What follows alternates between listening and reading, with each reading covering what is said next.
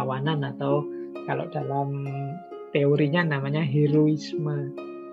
Kalau kepahlawanan itu memang orang yang berjuang, yang berkorban untuk orang lain tanpa mengharapkan imbalan. Jadi makanya guru itu pahlawan tanpa tanda jasa. Jangan menganggap Pak guru itu paling cuma ingin menyenang-nyenangkan kita saja. Ya enggak, ngapain menyenang-nyenangkan kalian? Mereka juga punya banyak tujuan hidup yang lain kalau mau, tapi mereka korbankan itu untuk kalian, demi kebaikan kalian. Tidak seimbang antara yang mereka peroleh dengan yang diberikan pada kalian. Itu kepahlawanan, dan hidup ini butuh pahlawan. Kalau tidak ada pahlawan, semua orang egois misalnya, ya dunia ini pasti rusak. Bayangkan misalnya orang tua tidak punya jiwa kepahlawanan, berkorban untuk anak-anaknya. Mereka hanya mikir kepentingannya saja. Begitu anaknya lahir, dicuekin. Alah sudah, ini makhluknya Allah, biar Allah sendiri yang ngurusi, ya bisa rusak dunia ini. Jadi teori kepahlawanan itu sebenarnya teori tentang keniscayaan hidup, kewajiban hidup, kebutuhan hidup. Karena kalau tidak ada pahlawan, ini macet kehidupan kita. Kalau setiap orang egois, mikir kepentingannya sendiri-sendiri, mungkin besok pagi sudah jungkir balik tatanan hidup. Nah, ini beda dengan people pleaser tadi. Atau kewajiban-kewajiban. Misalnya kewajiban sosial atau kewajiban agama, tidak sama dengan people pleaser. Misalnya, saya Pak sedekah. Mengapa sedekah? Menjalankan perintah agama Pak. Nah, ini kewajiban. Kalau ini bukan pleasure. Saya Pak membahagiakan orang. Kenapa? Agama menyuruh saya banyak senyum, paling tidak untuk berbagi kebahagiaan dengan orang lain. Nah, ini tidak termasuk people pleaser, karena sumber pendorong tindakan itu norma-norma, aturan-aturan. Atau cinta. Kalau cinta juga tidak bisa disebut people pleaser. Cinta itu sama sekali tidak egois. Jadi kadang-kadang memang orang menjalankan hidup dalam cinta itu egois. Berarti itu belum cinta sebenarnya. Egois itu demi kepentingan dirinya saja. Jadi mungkin punya pasangan, dia selalu ngitung apa yang aku dapat dari pasanganku. Ini sebenarnya bukan cinta. Kalau yang seperti ini mungkin masih people pleaser. Tapi cinta yang sejati pasti bukan people pleaser. Kebaikan yang diberikan itu tidak dalam pamrih agar aku tetap dihargai, tetap diakui. Cinta itu yang dipedulikan selalu yang dicintai, tidak lagi dirinya. Sementara orang-orang yang hidup dalam pleasure ini sebenarnya menempuh jalan berputar dengan cara baik pada orang lain demi dia tetap dihargai, tetap diakui. Atau komitmen. Komitmen ini kesepakatan bersama. Kita ini kan hidup bersama orang lain, kadang-kadang membangun kesepakatan-kesepakatan. Misalnya kita punya teman ini pinternya luar biasa, sementara kita tidak terlalu pinter. Tapi kita saling berkomit untuk yuk kita saling membantu biar sama-sama sukses. Nah, akhirnya yang pinter ini banyak sekali membantu kita. Dan dia ya tentu saja tidak mengharapkan apa-apa. Yang dia lakukan sesuai komitmen yang sudah dibangun bersama. Nah, ini juga tidak tergolong pleasure. Jadi mungkin sejak tadi teman-teman bertanya, lah kok gak boleh berbuat baik pada sesama? Loh, tetap sangat dianjurkan. Tapi semoga tidak di level people pleaser ini. Hanya untuk menyenangkan orang lain demi pengakuan mereka pada diri kita. Demi pandangan positif mereka pada diri kita. Jadi mudahnya people pleaser ini dari orang-orang yang tidak percaya diri. Mereka butuh pengakuan dari yang lain. Nah, inilah kuncinya people pleasure dari hal-hal yang lain di luar pleasure. Kepahlawanan tidak termasuk people pleasure. Cinta juga begitu. Kewajiban-kewajiban yang harus dijalankan juga begitu. Komitmen juga begitu. Baik, ini semoga sudah mulai bisa ditangkap maksudnya tentang tema malam hari ini, people pleasure.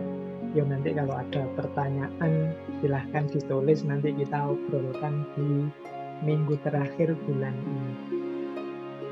Baik, kita lanjutkan ya. Ambil nafas sebentar, mungkin sudah capek manteng di depan laptopnya, di depan HP-nya sendiri-sendiri.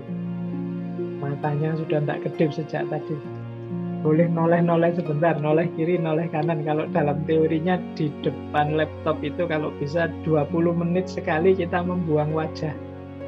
Jangan manteng di depannya terus. Noleh kiri, noleh kanan boleh. Apalagi di sekitarnya ada yang seger-seger. Maksudnya ya kalau ada bunga-bunga tumbuhan biar seger, biar enggak lihat kaca terus. Baik. Ya kalau saya kan yang bagian ngomong jadi manteng ke sini terus. Tapi percayalah ini bukan people pleasure. Ini kita komitmen kita bersama dalam kajian kita ini. Saya jatahnya ngoceh ngomong 2 jam teman-teman yang mendengarkan. Baik, kita lanjutkan. Nah, ayo kita telusuri sekarang akar-akarnya. Ada beberapa akar dari pleasure ini. Yang pertama, mengapa sih orang sampai berlaku people pleasure tadi? Karena ketakutan, kekhawatiran. Jadi yang paling jelas adalah takut tidak disukai orang. Takut ditolak, tidak disetujui. Takut tidak dicintai. Akhirnya bahasa saya tadi, dia gadaikan dirinya agar orang tetap menyukai dia, tetap setuju padanya, tetap suka padanya. Nah, orang yang tidak takut itu kalimatnya seperti yang saya sebut itu. Aku ingin melakukan ini untukmu, tidak peduli apapun yang kamu pikirkan terhadap saya. Aku akan membantumu dengan caraku ini. Entah kamu setuju atau tidak, kamu cocok atau tidak, wong ini yang saya mampu. Nah, ini berarti bukan pleasure, tapi people pleasure itu kalau kamu pakai kalimat yang kedua. Jika saya tidak melakukan ini untukmu, jangan-jangan kamu berpikir menganggap aku begini atau begitu. Aku tidak ingin kamu menganggapku begini atau begitu, jadi aku lakukan ini. Nah, aku tidak ingin disebut teman yang tidak setia, maka ya sudahlah aku ikut. Padahal kita tidak ingin ikut. Aku tidak ingin sebagai teman dianggap teman yang ingin menyendiri terus, ya sudah aku gabung. Padahal kita sebenarnya agak enggan untuk gabung, mungkin kita punya kesibukan lain. Nah, ini awalnya pleasure itu karena ketakutan-ketakutan, kekhawatiran-kekhawatiran. Bisa juga takut, khawatir membuat orang marah. Nah, biasanya kemudian kita hati-hati, pelan-pelan untuk menjaga biar orang tidak marah. Ini juga sumbernya pleasure. Nanti boleh dicermati teman-teman, ketakutan itu biasanya jadi sumber kemarahan kalau ketakutan itu benar-benar terjadi. Misalnya kita khawatir kalau nanti teman-teman meninggalkanku. Ternyata meninggalkanku beneran misalnya. Itu kan kita terus marah. Biasanya dari marah terus benci. Makanya ada filosof yang bilang pleasure itu kita kesana lagi. Itu maksudnya ya. Tidak apa-apa. Yang penting banyak sahabat-sahabat yang hadir. Rumusnya tetap seperti minggu lalu ya teman-teman. Kalau Zoom seperti ini harus longgar hatinya. Ya, baik, saya lanjutkan. Jadi ada filosof yang bilang orang yang punya karakter people pleasure ini dalam dirinya kemungkinan ada 3 penghuni yang sifatnya negatif, yaitu ketakutan, kemudian kemarahan, dan kebencian. Jadi, kalau yang ditakutkan tadi benar terjadi, biasanya dia terus marah. Kemarahan itu biasanya berlanjut jadi benci, khususnya benci pada dirinya sendiri. Ngapain aku tadi kok begitu? Ngapain aku kok tidak begini saja? Mengapa aku tadi kok iya saja kok tidak bilang tidak? Atau sebaliknya, kenapa aku kok bilang tidak, harusnya aku bilang iya. Jadi dari kemarahan, dari ketakutan muncul rasa marah pada diri sendiri dan pada akhirnya benci pada diri sendiri. Makanya tadi saya bilang people pleaser ini lawannya self love, karena dia berujung pada kebencian pada diri sendiri, membuat kita jadi tidak berharga, kita merasa tidak nyaman dengan diri kita sendiri. Jadi akarnya ada di sini. Maka teman-teman yang mungkin introspeksi, muhasabah, coba dicek ada enggak rasa-rasa seperti ini. Sebenarnya bukan masalah ketakutannya. Ya memang orang itu punya insting sosial untuk senantiasa bersama orang lain. Tapi manifestasi dari ketakutan ini dalam bentuk pleasure, itu yang harusnya dihindari. Jadi, karena kalau arahnya ke sana itu, meskipun kita sudah melakukan seperti yang mereka inginkan, tidak ada jaminan kok mereka itu suka, mereka itu senang dengan yang kita lakukan. Akan lebih marah lagi kita kalau kita sudah mengikuti mereka, tapi mereka tetap saja tidak mengakui kita, tetap saja tidak suka dengan kita. Itu double sudah kemarahan kita. Saya sudah mengorbankan diri, mengorbankan prinsip, ternyata tetap saja tidak diterima. Itu kita tambah benci. Mungkin tidak hanya pada diri kita, tapi juga pada yang lain.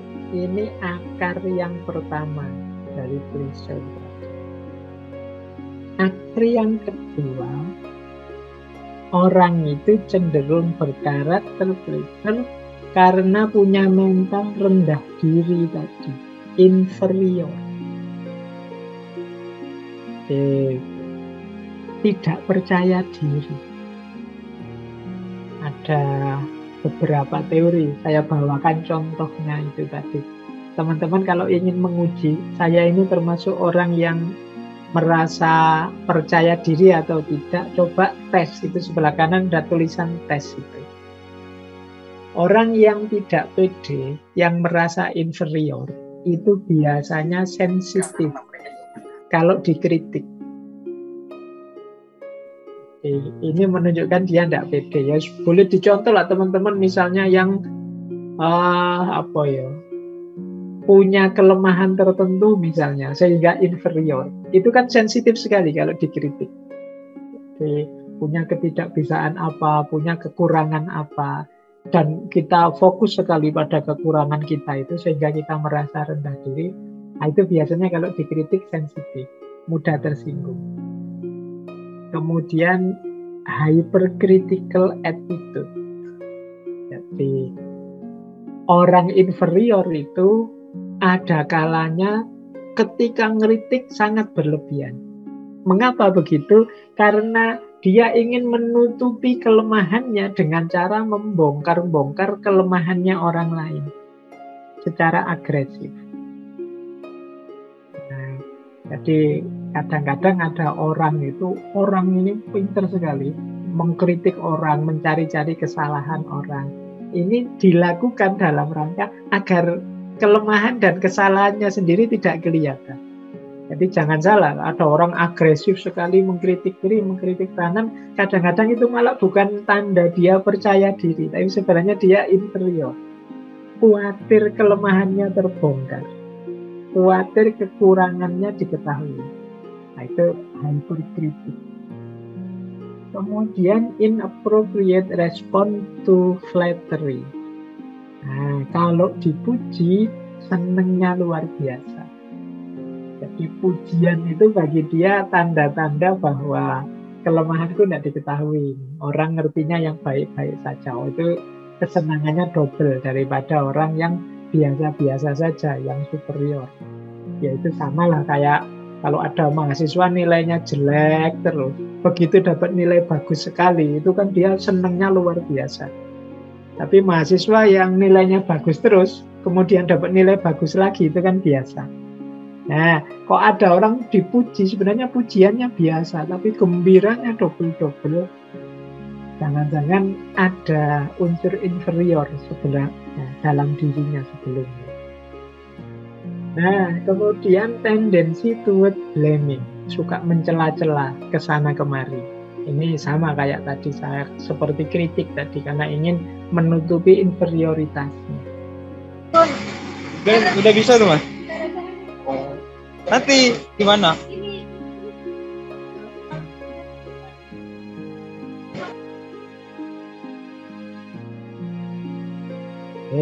Saya lanjutkan ya, enggak apa-apa lah. Dianggap iklan saja biar saya enggak ngomong terus, nanti capek.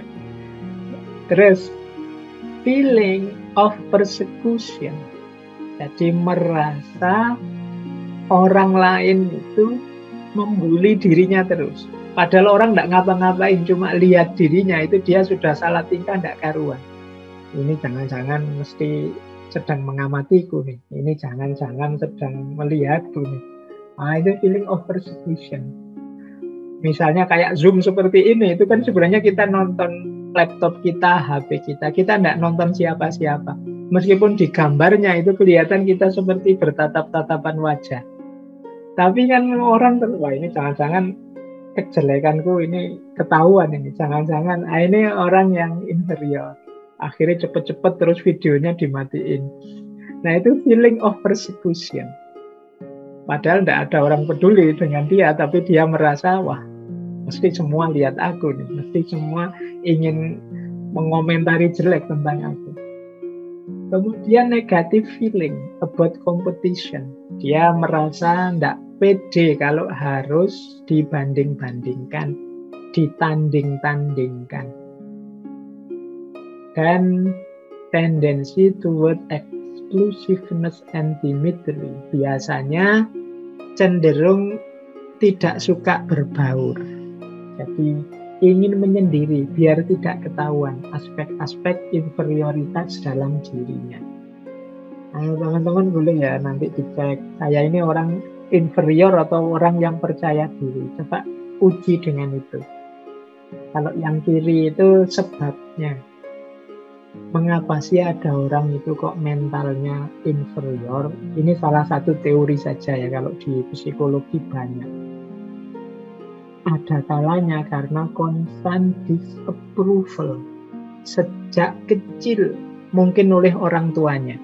Constant disapproval itu dia dibantah terus oleh orang tuanya, oleh lingkungannya. Kalau dia ingin ini, ingin itu, punya gagasan ini, punya gagasan itu, dimentahkan terus. Mungkin sama lingkungannya, sama orang tuanya, Pak D-nya, tetangganya, kamu anak kecil ngerti apa? Kamu anak kecil nggak tahu apa-apa. Alah kamu itu baru lulus SMP kemarin saja mikirannya apa. Terus mendapat disapproval, itu kemungkinan terbangun dalam dirinya, jangan-jangan aku memang tidak tahu apa-apa, tidak ngerti apa-apa, tidak bisa apa-apa. Termasuk constant negative remark. Jadi penilaian negatif yang terus-menerus.